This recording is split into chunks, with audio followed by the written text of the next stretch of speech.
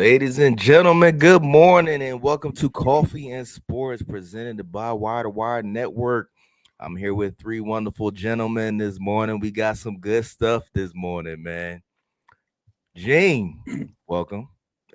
Always a pleasure. How you Good doing morning. today? Good morning. I'm fired up. Good weekend. Sports, good weekend. Money in the bank. Crazy NFL things going on. I'm fired up. I'm feeling good. Will, what's up, big dog? How you How you doing doing, today? man? How you doing, man? Good morning. Good morning. How was your weekend, man? Good, man. How about you? Hey, always blessed, man, to wake up, brother. You know what I'm saying? Yes, sir. Mo, what's up, big dog, man? Hey, Mr. NBA Finals, you charged up for this, ain't you? I'm always charged up, man. It was a great sports weekend. It was such a great sports weekend. I took in both the men and women's finals in tennis. That's how great a weekend it was. This morning, ladies and gentlemen, we gonna start off with Big Dog Will. Go ahead, take it off, man.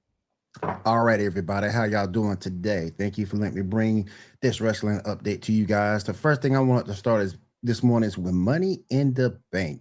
It was a decent pay-per-view. We're gonna get started with the women's Money in the Bank, where we have Naomi getting that push, getting that win. Now, if you go back and look at history, every woman that's won Money in the Bank is going to be world champion. It better be the same for Naomi, or we're gonna ride dog on it. She is doing a terrific job as a heel. And I understand the win, and I'm looking forward to see what she can do. I don't know if anybody caught this pay-per-view. Mo, did you catch this pay-per-view? I did. I enjoyed it a lot. What did you think about the women's Money in the Bank? I enjoyed the match. Like, it's funny because of all the competitors in there, you get to see the highlight and the strengths of all the competitors. Stephanie McCool was amazing in the match. Yes, she was. Rhea Ripley's power was on display in the match. And I think you almost forget how talented a performer Naomi is, because she's kind of been pushed to the back for the longest time. And so I'm not going to say it was a huge surprise. I was a little surprised, but the person I knew who wasn't going to win was going to be Rhea, because you knew Rhea is so big and she's so old, she doesn't need it. She's going to always be in the title picture. So it's exciting. And then I remembered, as she won, a conversation that Gene and I had. Mm-hmm. And Gene pointed out, you got to remember, Mo, she's a member of what family? It's only a matter of time. They're going to use that influence, that power. And I'm not saying that's how it went down, but I have to believe that's part of it. Trinity Fatu, baby. Yep. If you had to grade that match, what would you give it if you had to grade it? The women's Money in the Bank match? Yeah. I don't know if on a scale, if we're doing cups of coffee, I'll give it 3.5. I enjoyed it. I agree. It was a good match. A really good match. Overrating this match. You were this first of all, this is probably the worst women's Money in the Bank match, like itself, that happened in the last 4 years. Now, granted, there have been some great women's Money in the Bank matches, so like it's a high scale to live up to. But come on, there was like 4 or 5 like absolute errors in the match. I will say this: the one thing I love that the WWE did is Naomi won clean. Yep. I didn't need any antics. I didn't need anybody jumping in the match. Yep. I love that. I think that was important for her and for the storyline. So what they gonna say now? Loving that. Like I guess the storyline was good. The way it won was predictable. Mm-hmm. Like I told Mo what was going to happen a week and a half ago, but the match wasn't all that good. And they tried so much to do the AEW thing where they were matching things up, like choreographing, like suplex at the same time. I don't know. The men's Money in the Bank match as a whole was a million times a better match. We're going to get into that in a second. So, where would you rank the match? Oh, if we're going from 1 to 5, I'll give it a 3. If we go from 1 to 5, I'll give it a 3. Yeah, 3 cups of coffee. Yeah. I thought it was a good match. It had some good takeaways. My favorite was when Rhea used Bliss as a weapon. I thought that was awesome. Let's move on very quickly. Your boy Dominic Mysterio versus it's not even worth talking about, bro. Yeah, it's not even worth talking about. It ain't. Dominic Mysterio gets the win here. If we looking at 3 cups of coffee, I'm giving that one. I'm giving that a 1. Out of 5, yeah, it was 1. It was not good. I'm not giving it a full cup of coffee. That was Oh my goodness. Next match up for discussion. We got Becky Lynch versus Lyra Valkyrie. I think I said her name. Valkyrian, bro. Lyra Valkyrian. There we go. I can never get her name right, but she's starting to grow on me. Then she ends up losing. Becky gets the win here. Look, I get why Becky won. You're gonna have Bailey coming back soon, so I get why she won. But fellas, did you have a problem with Becky winning this, or should Lyra be able to continue her her championship run? I think we talked about this too. Becky's going to elevate the IC belt. It's going to be bigger, but I think there's going to be a full 360. At some point, one of the younger stars are going to come around and they're going to take it off of her. So I don't have a problem with it for the bigger story. I completely disagree. I completely agree with Mo. Yeah. I think it was predictable. Again, the only problem I had with Money in the Bank is how predictable it was. Outside the last match, I love that. Well, we'll get into that, but it was extremely predictable. I told you who every winner was going to be before the matches started. It was predictable, but you're absolutely correct. She's going to elevate it. You're going to get Becky versus BBL Bailey at SummerSlam. Oh my goodness. I will say this though. I was sort of kind of surprised by Lyra because she's so teeny tiny, but I didn't think she was that strong. But damn, a strong girl. Let's move on very quickly. Mo's favorite wrestler, Seth Rollins, wins the men's Money in the Bank. I love Seth Rollins. I know. That's one of your favorites. He gets the win here, and it makes and Seth winning it. Look, with Seth winning, it makes complete sense for Seth to win this. A lot of people are upset from what I saw on TikTok the other night. The LA Knight didn't get this win, but y'all, first of all, I'm not an LA Knight fan like that. That's number one. I don't think it would have made sense for him to win this match. And number two, with the storyline Seth got going on, I think this was perfect for him. What you guys think about that? Yeah, look, the most predictable match of the night was Money in the Bank. Yeah, the men's Money in the Bank, and it wasn't predictable in how it played out. Just I knew most of us knew what the outcome was going to be, even all the way up to the point where you're like, oh my God, Jacob Fatu has cleared the ring. Solo's gonna walk into. You knew that wasn't going to happen. You knew that wasn't going to happen. And when Seth kind of walked up at the end and grabbed it, he was almost laughing, and that was amazing, and that was awesome. I enjoyed it, even though it was predictable, because I love the idea of Seth Rollins with all that power. Loved it. Yeah. So, awesome.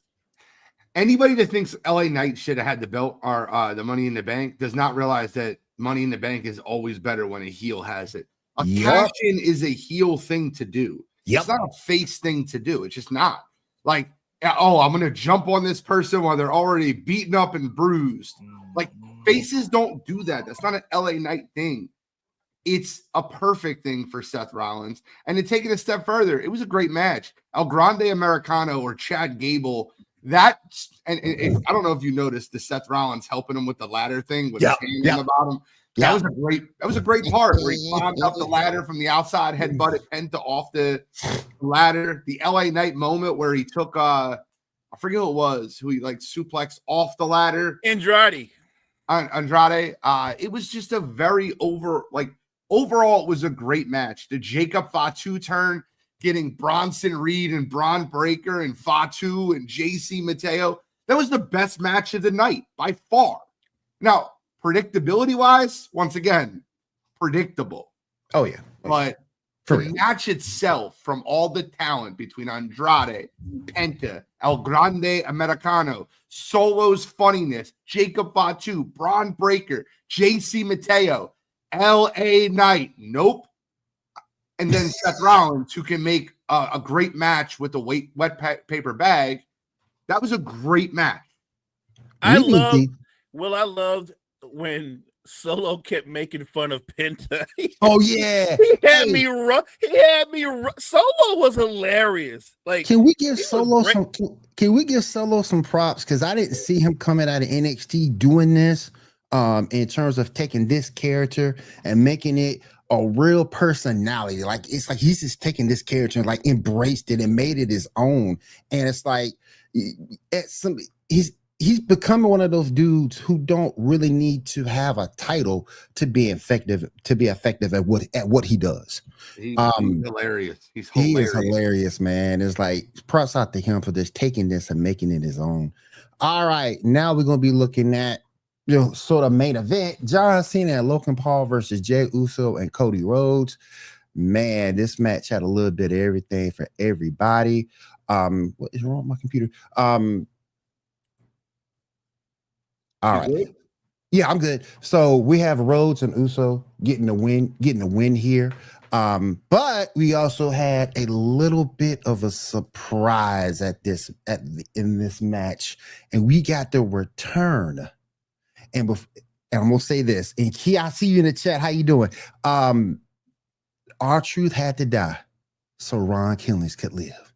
We got Ron Killings in this match attacking John Cena. He is back, ladies and gentlemen. I don't care if you think I thought it was a work. It proved not to be. He was actually released, but we as fans spoke up and got this man back. I think he got $200,000 if I heard the rumors correctly. Don't know the years of the deal. But yeah, Ron Killings is back. He's got his Ron Cena shirt back in the shop. He also has a new t-shirt in the shop. He is back. He was really released. Yeah, he is right. He was really released. I was wrong. I'm just happy to see him back.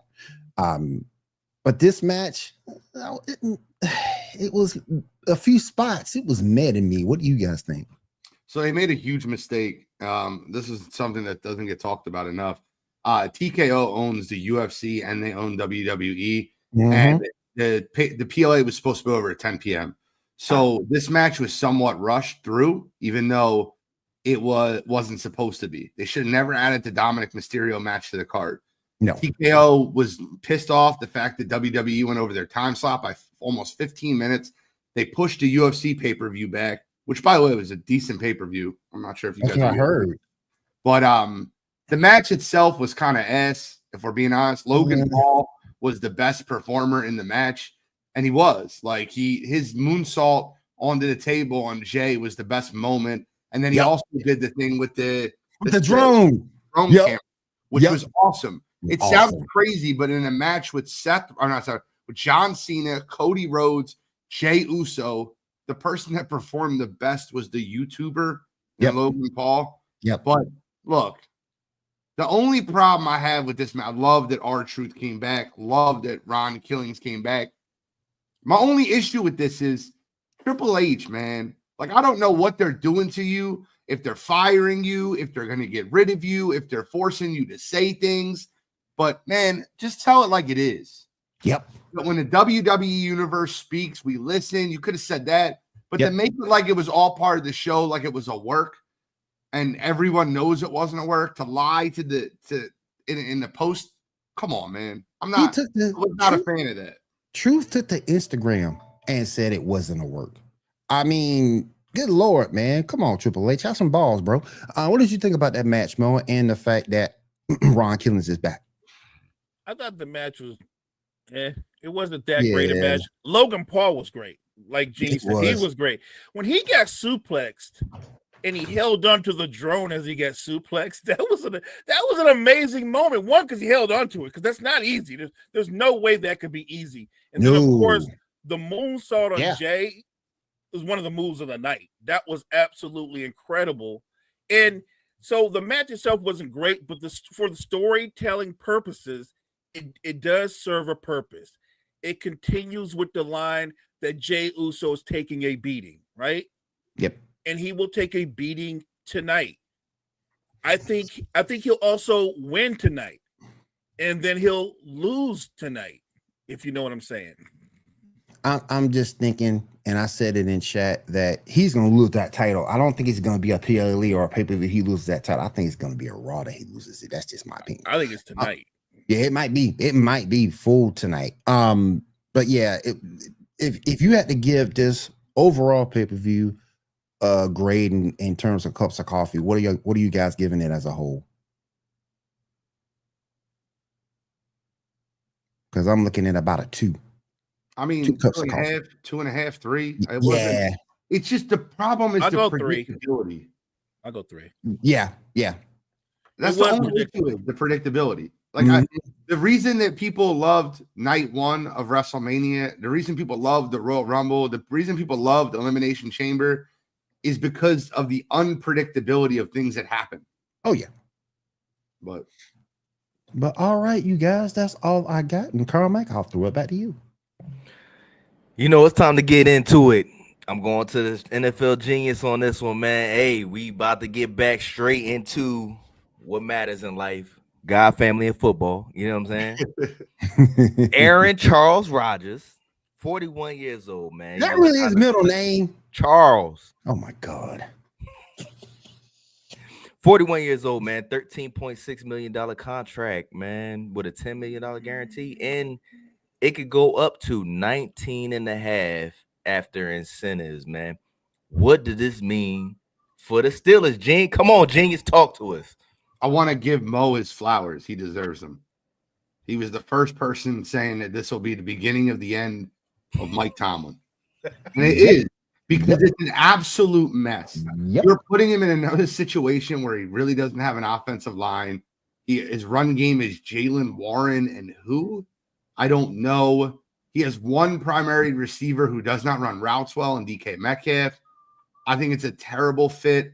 I think it's Pat at the tight end. You got Pat Freiermuth. Yeah, you know what I'm talking about. I mean, he's all right. But it's a situation that will lead to the downfall of Mike Tomlin. They should have re-signed Justin Fields. Yep. I truly believe that. But yeah, you don't think the Steelers got more respect for Mike Tomlin as is what he's done for this organization? I think they've led that respect in the fact that he wins over 500 every year. But when you don't win playoff games, I don't think they have a playoff win in 8 years. You can't win with trash. He's making it with trash. You can't win with trash. There's only so many times that you can say that they drafted a first-round quarterback that didn't work out. There's only so many times you could say that. This is going to be the end. I think they waited too late with Ben. That's what happened. I agree with you. But I don't need to disagree with you to let you know they're going to let go of their coach. And I think this year is going to be a train wreck. Yeah, but I think Aaron Rodgers puts the nail in the Mike Tomlin above 500 coffin. But do you think that's like a double-edged sword for him? Because the simple fact that if you don't win, they're going to fire you. But if you end up trying to tank, they're going to fire you, right? They had the opportunities to go out and get quarterbacks multiple times. They drafted Kenny Pickett in the first round, and kid story. What'd you say? Hometown kid story. Yeah, but the problem with that is they never gave him a real opportunity with an offensive line and a running game. Like Kenny Pickett was just discarded in that franchise without ever having an offensive line or a running game. Kenny Pickett played a game and a half for Philadelphia last year and looked good in both those games. The Eagles scored 34 and 41 points in the games Kenny Pickett played last year.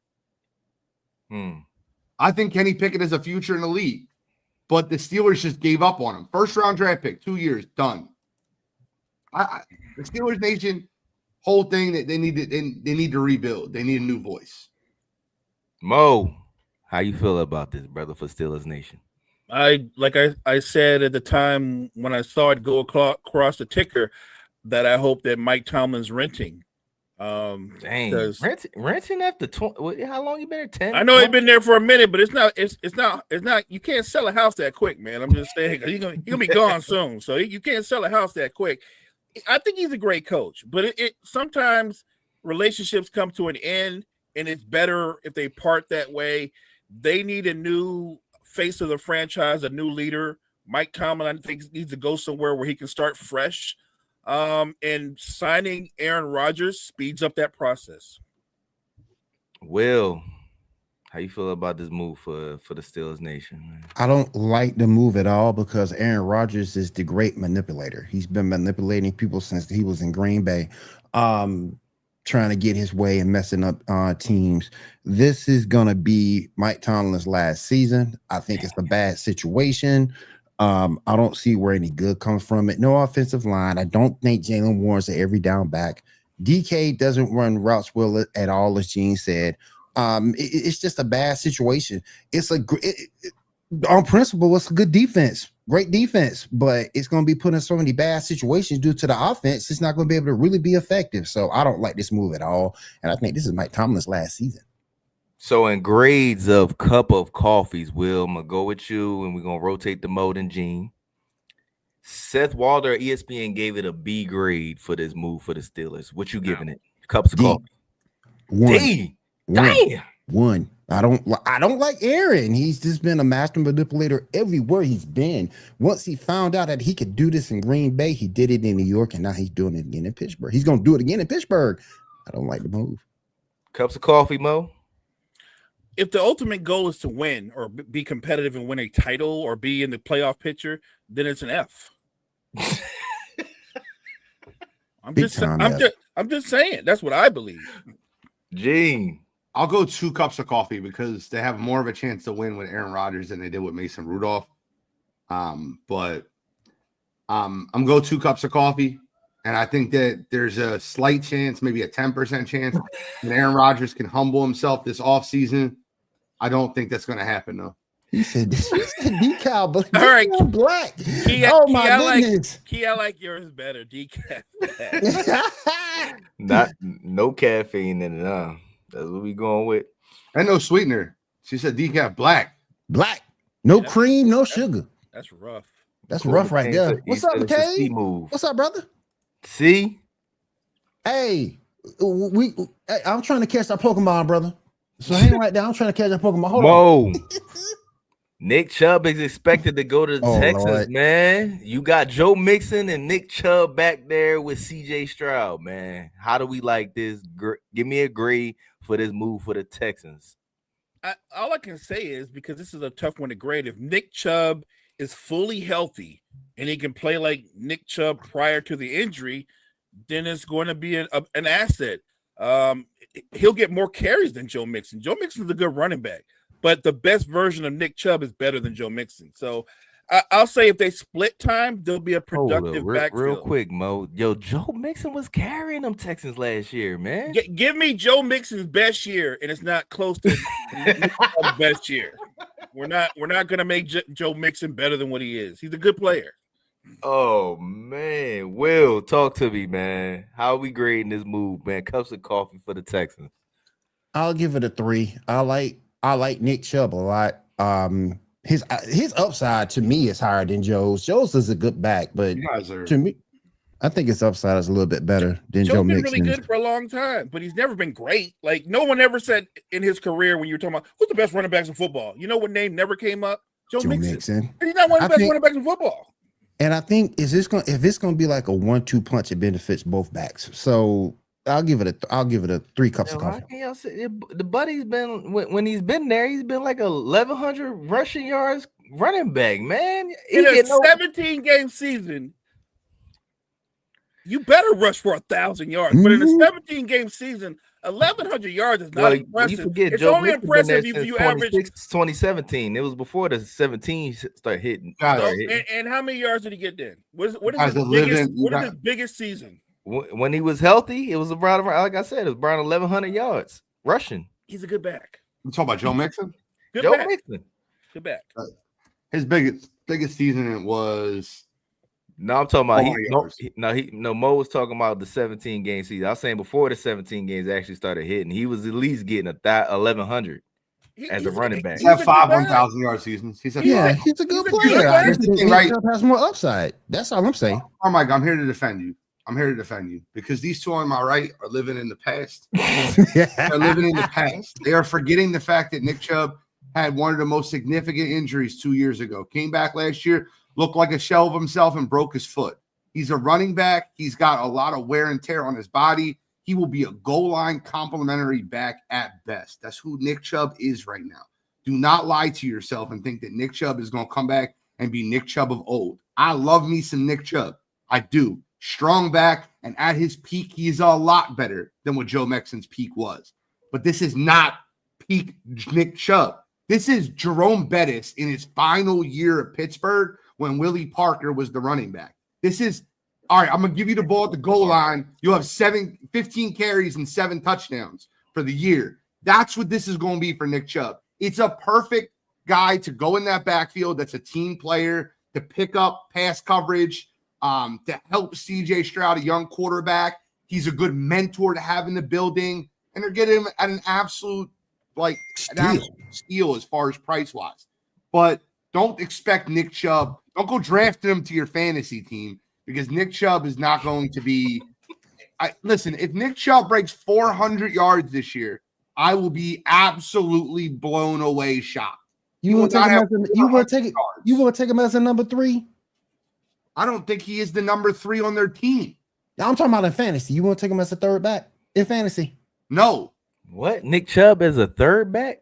Yeah. He's talking about like you start. I don't think he's gonna get that many touches. Like he usually get the bulk of touches for the Browns, which is why he's usually one of them guys until he gets hurt.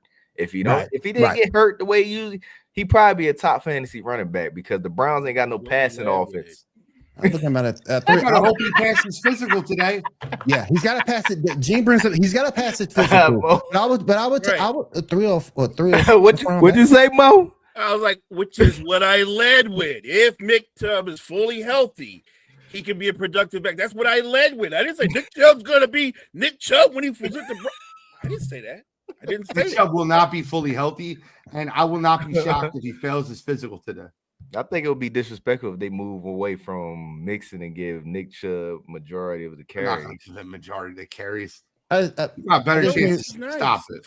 Nice. Are we gonna act like Joe Mixon wasn't sitting here helping CJ Stroud when he was struggling last year? I ain't saying that. Good for him. He was good. He played well. Nobody's denying that. He played really well. He was good. He played well. Yeah. Carmike, here's the thing that you don't realize: were the Texans better this year or last year, or last year or 2 years ago?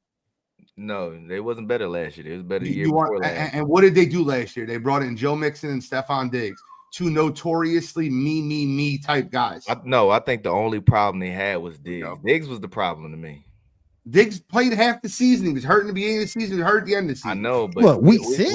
We all know. Let's not act like there's not a diva complex in the you better throw me the ball when certain receivers come to an organization and it mess with a young CJ's he was in the sophomore year. He's a young quarterback. How you go 11-6, add 2 all-pro type players, and then get worse? But there's a mental game. We're not gonna act like a mental game. No, my point. Your boy, Carson Wentz had an MVP season, got hurt. Then Nick Foles took over and won a Super Bowl. And guess what happened? They was calling this dude Big D Nick, and it hurt his little soul. And now Carson became trash. Yeah, confidence is a thing in football. It is. I agree with you. In all sports, CJ Stroud didn't get hurt. He didn't get hurt, but he had a very veteran, established receiver come in. Bro, you better throw me the ball. We could see how he was playing. He was trying to force him the ball. Nico Collins is a million times better receiver than Stephon Diggs. But he is. But particularly Diggs now, is still the veteran.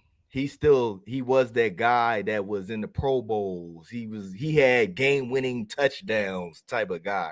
So I'm pretty sure he came in with his little diva-ish. Hey, Stroud, I'm always open, like everybody claim they are as when they're top receivers. But anyway, let's move on. Will, I'm gonna start with you on this one, man. Adam Sandler came and said that if Derrick Henry rushes for 1,000 yards this season, 2,000 yards, my fault, 2K this season, he going feature him in a movie and give him dinner. Do we think Derrick Henry is getting 2K this season? No, I don't think he gets 2K this season. But I still think he hits over 1,000 yards, but I don't think he gets 2. I don't think he gets that at all, and that's no motivation to try to get the 2,000. That ain't no motivation for me. I don't think that's any motivation. He could do that regardless of him hitting 2,000 yards or not. Jesus, gee, no motivation. How you feel about this? I think people miss the fact that. Do you know how many yards that Derrick Henry ran for last year? over 1,900, almost 2,000 itself. 1,921 yards. Right. And he had a great season last year. He played all 17 games. I don't think that's achievable again. He had 325 carries, and he also had 19 receptions. The guy had 344 touches. Yep. And I think Derrick Henry is 30, if I'm not mistaken. 31. So you're a lot better than I am. He turned 31 this year. He was 30 last year during the season. No, I don't think that's achievable. I think that last year will be his career high. That's it. That's it. 1,900. That's it. That's not a bad career high. That's not a bad career. That's a great career high. That's a great career high. Yeah. Yeah. I just don't think could he see does it again. 1,600, 14 touchdowns, and a 12-5 record. That's literally what you're looking for out of Derrick Henry. I just don't think he repeats that. I just don't think he does. Let me ask you, do y'all count his COVID year when he hit 2K? Do y'all count that? 2020. I mean, Yeah, of course you can. You know there was you no gotta football count it. fans. There was no football fans in the I count it. stands. I count it. you got to count it, though. You got to count it. So 2,000, 1,900, he's got both of those. That'll be his top two seasons, and I think that's it for. Nothing against him. And That's there's nothing great. wrong with that. Yeah. You know what? Sandler should have really challenged him. That's not a bigger challenge. Would have been Well, like, I'll what's put you the to move challenge, you. Mo? What are you talking about? 2,500? No, I mean like a challenge. Like, how about get the Ravens to the Super Bowl? That would have been a challenge. I'm just saying. Hey, man. So let's start with Will on this one, man. Jalen Ramsey is missing mandatory camp, meaning possibly there's a trade coming down the pipeline for this guy, man. You know, I'm here. He can go to back to the Rams, Commanders, Packers, Panthers. What would you think would be the best fit for Ramsey at this point in his career? I love to see him on the Commanders, up and coming team, up and coming defense. I love to see him. Commanders, bro. I would love to see him with the Commanders. I'm slow, bro. I'm a Saints fan. I ain't got nothing to look forward to. Give me something. Give me something. Come on now.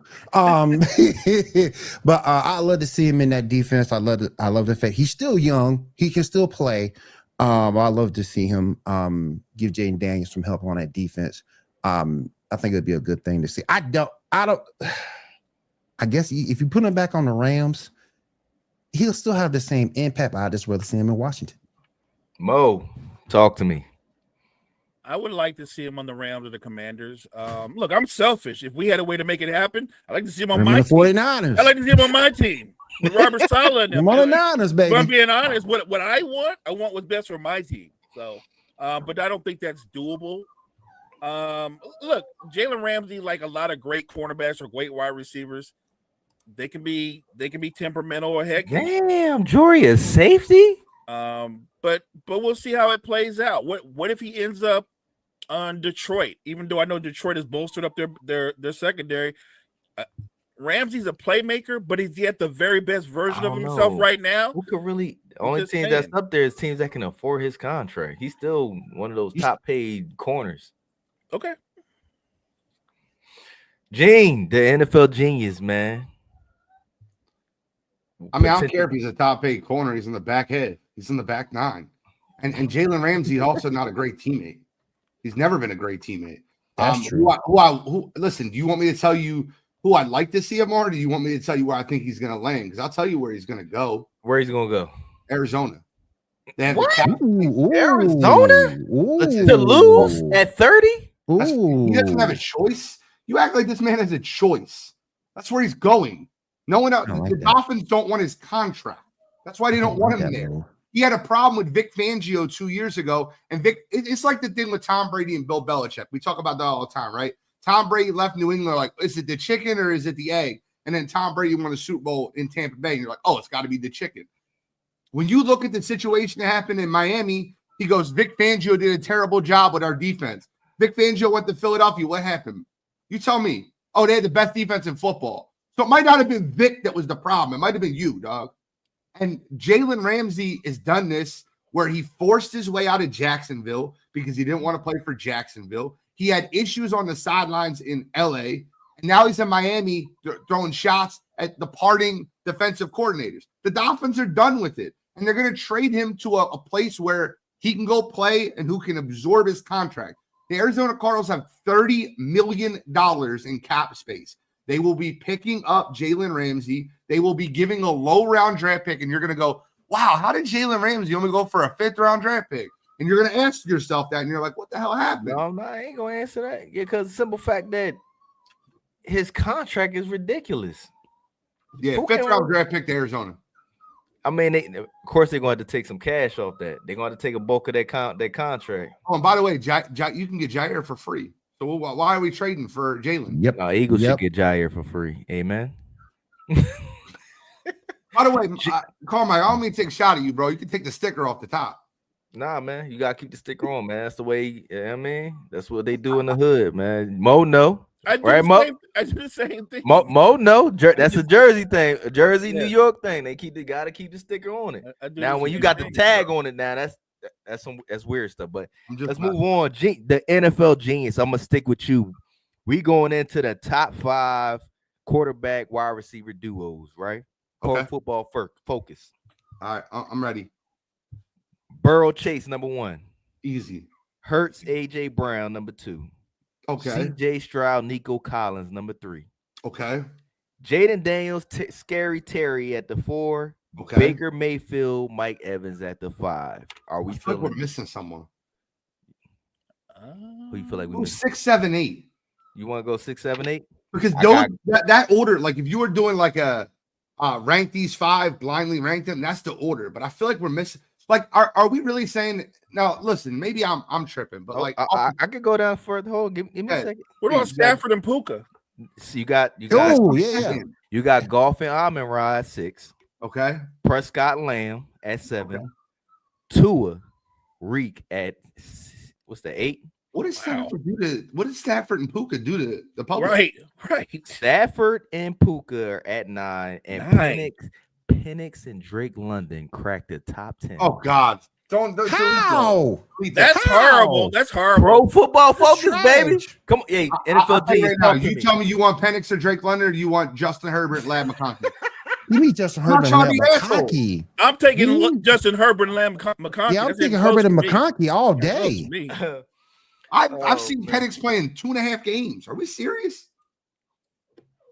They Pro Football Focus gave it to. Pro Football Focus is out of their damn mind. When I heard the top 5, I'm like, all right, well, Stafford Puka here, Stafford. Like I could argue Stafford Puka over Jalen AJ. Like I'm not doing that. My point being is you could like after Jalen AJ, I go Stafford Puka. Like what world are we in? People out of their damn mind when they put these lists together. I mean, I know they're doing it like based on their statistical production, but like you have to watch football. You cannot just go by the statistical numbers. I don't get it. Mo, how you feel about this lineup, man? For the top quarterback duels going to 2025, 26 season. I was good until we got behind Hurts and AJ. Like I'm with Gene. You got to have Puka and Stafford higher. I don't understand that.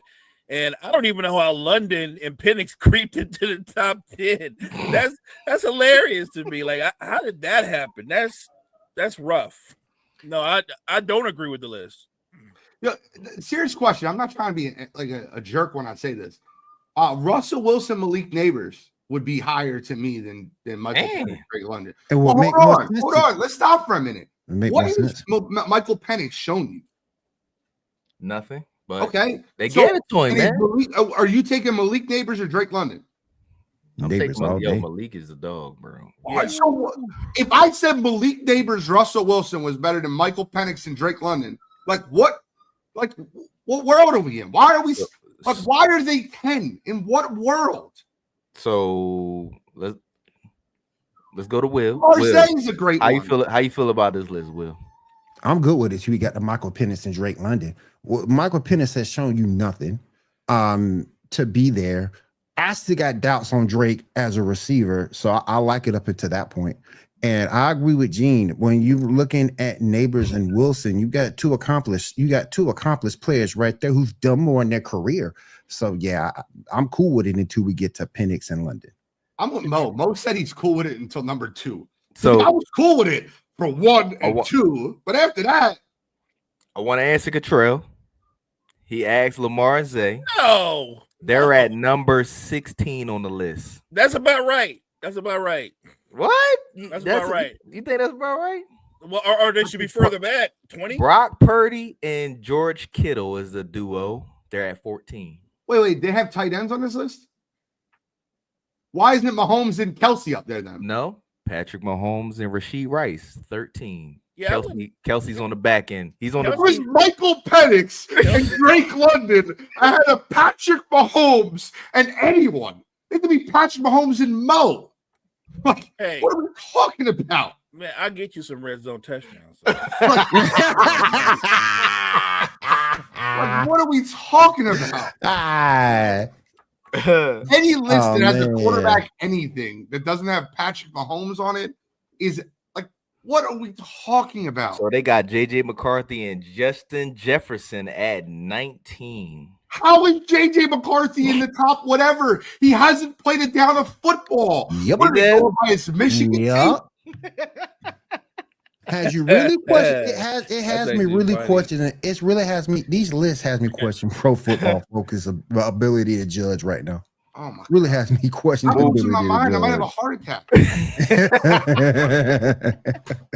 What are we talking about? Oh man. So Mo, I'm gonna start with you on this one, man. Top 5 running backs going in from Pro Football Focus. We got King Henry at the 1, Saquon at the 2, B. John at the 3, Jahmyr Gibbs at the 4, and Josh Jacobs at the 5. Man, do we like this list, Mo? So, King Henry, Saquon's 2. Saquon is 2. Here's what I'll do. I don't have a problem with Henry being 1 because I guess what they're saying is, or at least what they think is, as great as Saquon is, I'm a huge fan. He had kind of the perfect season because he hadn't been really that durable throughout his career. Are they saying he's going to play 14 games this year? If I had to project, is Saquon going to do 2,000 again? Maybe not. But do I think he's 1,700 yards? Yeah. This is going into the next season. I understand this coming season, and I think they did it because Henry has been more durable overall. But I'm okay with it because I think that's what they're saying. They're thinking Saquon takes a step back in terms of how many games he plays. But if you're asking me just on an ability, who I think the best running back is, I think it's Saquon Barkley. Who's Will. number 4? I missed number 4. Number 4 is Jahmyr Gibbs. Okay. I like Gibbs. Got no problem with that. Got no problem with that. I like you. Man. Will, how we feel about this list? Give me the whole list again. We got Henry, Barkley, Robinson, Gibbs, and Jacob. I like Bijan Robinson. Yeah, I like Bijan too. I don't have a problem with that top 5. Okay. I think it's the perfect list. NFL genius. Exactly. I think it's a It's a good top 5. It's a good top 5. So let me ask y'all this. Y'all okay with CMC dropping to number 7? Yes. And I'm a Niners fan. Yes. Got no problem with it. Do you think this CMC is so? Let me ask you a question real quick. How many running backs have you ever seen with the type of injuries that Christian McCaffrey had last year ever bounce back? You know what Christian McCaffrey's running back? He's been bouncing back from every injury he had. He's still be a dog, man. He had 2 Achilles that just didn't work. Like, do we realize how strong these injuries? No, they just didn't work. They're done. They never seen it. They sent him over to Germany to get his Achilles looked at. I got something for you, right? Mm-hmm. And you guys might not like this. Christian McCaffrey is about to have a fall off like Todd Gurley did. I agree with Best that. running back in the league. I agree with that. No I longer agree with that. relevant. All right. I agree with that. I don't like that. I agree with that. I was cool with him being 7 because I'm in my mindset. Is he going to still be able to be productive? I think yes. Is he going to be the guy to carry a team? No. Do y'all know who number 6 is? Who? I'm sure if I think about it. Who? Wait a second. I need like 15 total seconds. Lamar Jackson. Lamar Jackson. Oh man. So do we not? David Montgomery. Oh, So- it's Carmike's favorite player, Joe Mixon, right? He said Joe Mixon. I'm an Eagles fan, bro. I'm an Eagles fan. Guys, James Cook. Oh, that's a good one. I like Bucky that. Good Irving player. is at 6. Oh, Bucky Irving is dope. Bucky Irvin's a good one. He's Bucky good. Irving is dope. That's a good He one. should be ahead of CMC. Yes. I mean, I think Yes. James Cook, Devon Achane. Yeah. I'm taking all the young backs. Give me All right, the so young backs with six- young legs. So And 6 is Devon's got Bucky. injury history himself. 6 is Yeah. Bucky. 7 is CMC. 8 is James Conner. Connor? 9 I don't like No, Connor. no. You didn't say Wait. James Connor. I don't Connor like from the James Conner. James Cardinals? James Conner Gardner. was carrying the Cardinals into No. certain Oh. wins last year. Oh, man. no, Was he no, not? I got No, James no, Conner no. bottom 5 in the league. I'd read Gene on that. I don't In like the whole that. league. Was y'all not watching the Cardinals football? It was terrible. Were right? you watching Yes. the Cardinal football? James Conner had Conner, them Kenneth in Walker. games they shouldn't even have been in. He was carrying them. Seattle has 2 running backs better than James Conner. He might not be top 32. Disrespectful. You're the NFL It's genius. not. Aaron Jones is better than him. Kenneth Walker's better than him. Yep. Zach Yep. Charbonnet I is give you that. better than Aaron him. Jones was Yep. a dog. Ivan Williams He is was better a than him. dog. I Aaron think my Jones boy. was a I think my boy Alvin Kamara is gonna bounce back and be better. No, Oh, your yeah, boy, dog. he's cooked. dead. He's cooked, man. He ain't dead. He'll come back. Everybody said He ain't cooked. said He coming James back, y'all. He Conner. coming I'm like, back. wait. James, I'd rather have Kamara than Connor. Hey, pro football James focus, man. Conner. Respect it. James Conner's mother does not have James Conner over James. Damn. now that she's trying to win. Ooh, let's switch gears. Mo, OKC has pulled out another blowout win on these boys, the Pacers, man. Even though they blowing them out game 1, but they ended up keep taking their foot off the gas. And then Tyrese Halliburton stepped up and hit another clutch bucket, man. Makes them 5 for 5 and hitting clutch buckets down 15 seconds, man. So do we see this series going 7 games? No. You just gonna say no and leave it at that? No. How you where is the when is this series in for the Pacers then? No, I mean, look, if it's going to be a 7-game series, Indiana's going to go home and they're going to win both home games. I don't think they win either home game. Gene, talk to me, man. Give me some more in there. Mo is not amused with this right now. I need this off when I'm talking because I'm clipping my stuff. Take that off. Don't be putting the comments up when I'm talking. I'm kidding. I'm kidding. By the way, Carmike, you were very quick to go on my TikTok and say this aged beautifully when I said OKC will blow them out 1 game in Oklahoma City. Was last night not a blowout? It was a blow, but they was blowing them out game 1, and guess what happened? Hang on. Let me ask you a question, Carmike. Mhm. How many minutes in this series has Indiana led in 2 games? It don't matter. What happens is what is the results are The at the end of better the day. basketball team is Oklahoma City. I If believe you. Oklahoma City blew game 1, it makes it a better series for me. I want Indiana to stay in this series. I agree. I would love 7 games in this series. You're not getting 7 games because Oklahoma City, you know what that series reminds me of, Carmike? I'm going to help you out real quick. And you being from the Philadelphia area, you should know exactly what I'm about to bring up. Game 1, 2001 NBA Finals. Iverson steps over Tyronn Lue and wins a game in LA they shouldn't win. And we proceed to lose the next 4. Mhm. That's a very realistic thing that could happen. in So this that's series. what you think about to happen right there. I feel like the Oklahoma City in 5 until it's no longer Oklahoma City in 5. I hope I'm wrong. I hope Gene's wrong. Gene says something that hit me right to the core. I want it to be a 7-game series. I want it to be a great series. I want Tyrese. I want Halliburton to show that he is on the same level as SGA, even though I don't think he is. I want him to show that. I want to see that. I don't think we're gonna see that. No. Will, come on, man. How we feel about the series, man? Talk to me, brother. I'm calling devil's advocate, damn it.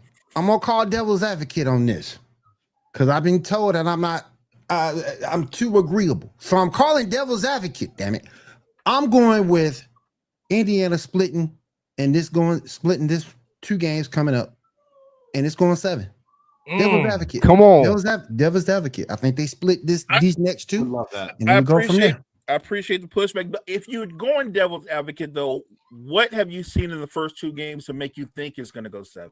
I think when you get back home to Indiana, that's a different team. That's a different team when you get them at home. That fan base is going to be rocking. Some of the best fans in the NBA. That's going to motivate them and push them through. Caitlin Clark gonna be in the building. That motivates Tyrese. Let's get to it.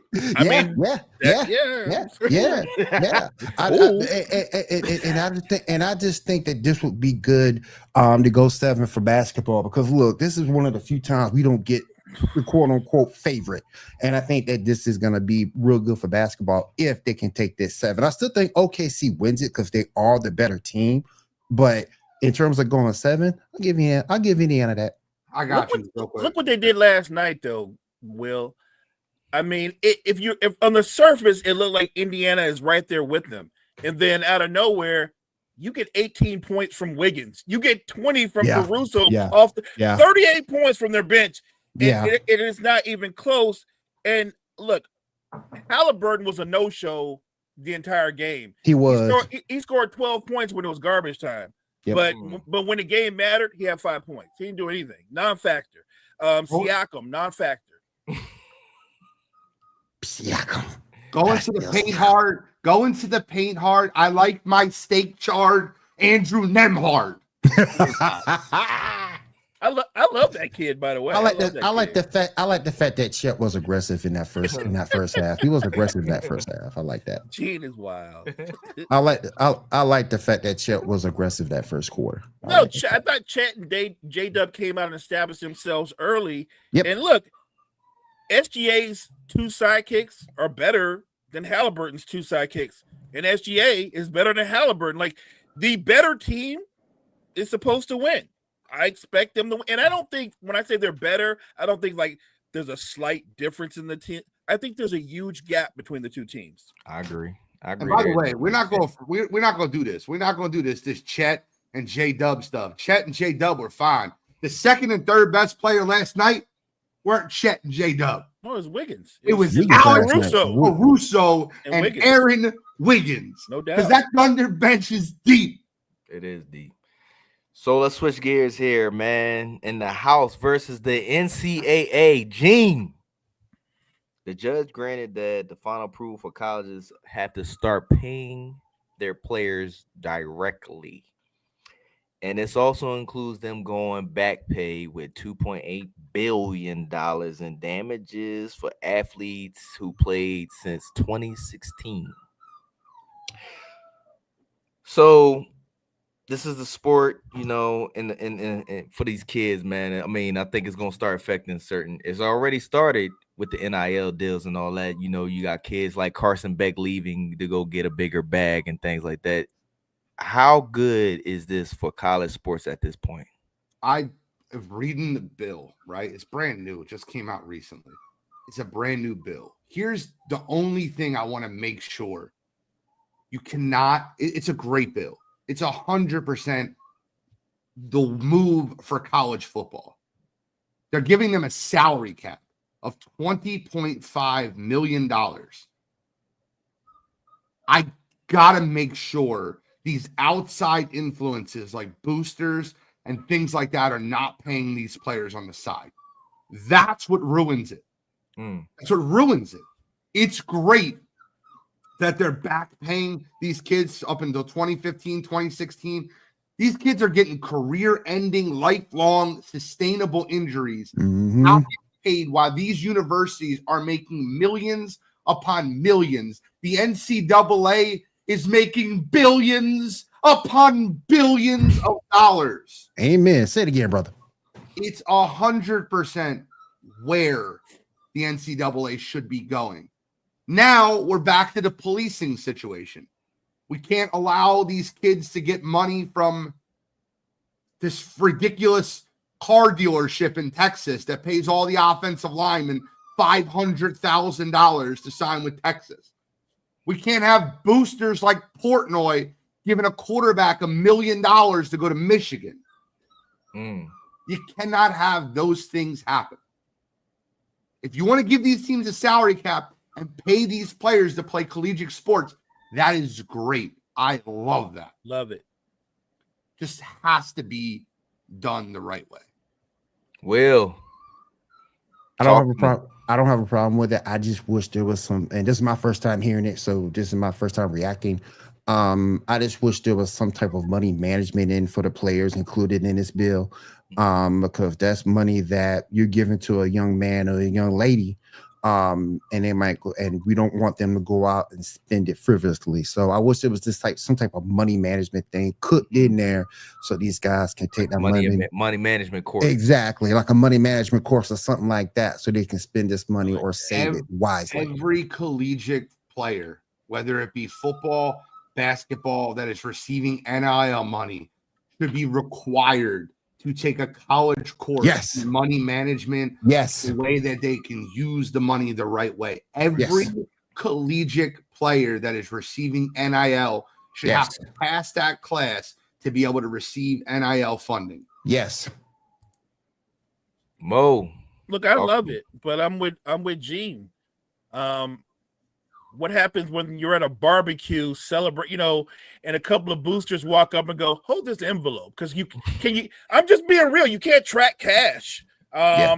And so how Yeah. do you police that? Because and I know that's still out there. That's still running rampant. So I love this because I do want these kids to be set up for success going forward. But how do you police that aspect of it? Because I think that's really important. This is the problem. And cool, you're absolutely correct. This doesn't replace NIL. That technically can still happen through NIL. The problem is name, image, and likeness. Like, it was designed so you can get paid to be in a college football game. Not because, I really like your name is Jonathan Thomas. Yep. Here's $500,000 if you go to Michigan. But Didn't- you can't do shit like that. Wasn't it Chris O'Banion who started this years ago? Ed O'Banion and his brother Ed. Charles Yeah, O'Banion. yeah. Shout out to Yeah. Ed O'Banion. Yeah, they started this. They started it. this. Yeah. Yep. So Gene, he said Carson Beck didn't leave for the money. What reason would Carson Beck have to leave? Because once that Tennessee quarterback, I forget the kid's name, went and got Nico, more you're money talking than Nico. him. No, he did not get more money than him. Carson Beck left. Nico wanted the same amount of money Carson Beck got, and that's Tennessee didn't give why it to him. Nico left. You got that a little bit backwards, and that's okay. Carson Beck transferred to Miami because, and I'm just not trying to. I'll say this: Cottrell might not agree with me, but Georgia is a quarterback factory that can produce our quarterbacks, and Georgia did not like what Carson Beck was giving them, and they're moving on from him. So for Carson Beck to take that bag to go to Miami, that's kind of like a go ahead, go over there. We're gonna let that free agent sign with another team. What Nico did, that was scum. Yeah, it was. Yeah, it was. Scum. Yeah, it was. Because Right, I don't I like. did. I First did of get all, it backwards. this is the problem with Nico. They're paying him $2 million. He goes, I want $4 million. Look, we're not giving you $4 million. You agreed to $2 million. Then he went on all over social media and goes, yeah, I really didn't like the way the offense was suited for me. Just wasn't like bullshit. You just asked them for $2 million more. Yep. You didn't like the way the offense was suited. The money shouldn't matter. Yep. So what you're saying is that yeah, you're right. I did get it backwards. Nico got the bread, and Carson Got the bread. Nico wanted the same amount of money Carson got. And didn't get it. Carson until he Beck got left. $4 million. Nico was like, I'm better than Carson Beck. You should be giving me $4 million. And they were like, nope, we're not doing that. We're not doing that. You agreed to $2 million. That's it. Josh Heupel was just not dealing with that. And shout out to Tennessee for standing up. Facts. Because that's some bull. That's some BS. That's some Ladies BS. and gentlemen, that is our time. The time went fast, man. We appreciate everybody who stopped through, man. We have thank you for everybody in the comments, man. We got Gene, Will, and Mo. Gene, you got any closing comments for our people? Yeah, make sure you tune in the sports report tonight and all the other content on Wire to Wire Network. I'm not stealing Mo's line or nothing, but there's a lot of great content happening right now. Make sure you tune in. Make sure you check out each show. Tune in tomorrow morning to see these three gentlemen talking about sports. Fortunately, Tuesdays I got to work now, but Let's keep talking sports. Let's keep having these fun NBA Finals games. It's a great time. Oh, and by the way, if you didn't see it, I'm sorry, we're off time. Go watch the umpire. We talked about the clip that Shally had that basically went like nuts on YouTube and TikTok about the umpires. Go watch the umpire transaction with Nico Horner. Just type in Nico Horner umpire, and you will see an absolute travesty that happened in Major League Baseball. He got thrown out of a baseball game for saying, "You're not having a great day." Will, you got any closing comments for our people? Thank you for having me. I do appreciate it. I'll be back tomorrow. And again, check out the Sports Report tonight, 10 p.m. Eastern here on Wire to Wire Sports. And as always, if you mow better, you do better. Close us out, big dog. Hey, thank you guys so much for joining us. Appreciate everybody in the chat. Make sure you check out all the great content we have at Wire to Wire Network. Wire to Wire Network. Appreciate you.